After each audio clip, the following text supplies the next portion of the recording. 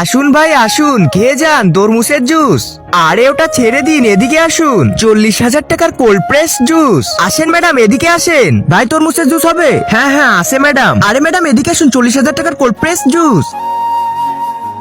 আরে আরে ম্যাডাম আমার কাছে আসুন। না ম্যাডাম আমার কাছে আসুন। আরে কি করছো এটা, ছাড়ো হাত। এই দুইটা তরমুজের মধ্যে যে বেশি জুস বের করতে পারবে আমরা তার কাছ থেকেই খাবো। হে আল্লাহ, যে ব্যক্তি এই পবিত্র পাথরটি দেখে ভিডিওতে একটি লাইক করে চ্যানেলটি সাবস্ক্রাইব করবে এবং ভিডিওটা তার বন্ধুদের কাছে শেয়ার করবে, আপনি তাকে মৃত্যুবরণ করার আগে একবার হলেও হজ করার তৌফিক দান করুন। আর সবাই কমেন্টে বলো আমিন।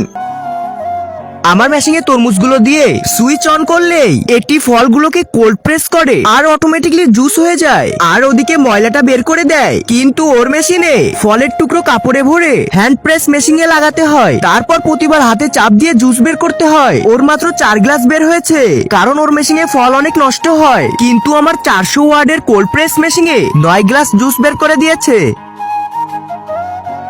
আর ফাইনালি আমি জিতে গিয়েছি। আসো ভাই তোমাদের জুসগুলো নিয়ে যাও। যা আমি হেরে গেলাম, সাবস্ক্রাইব করো।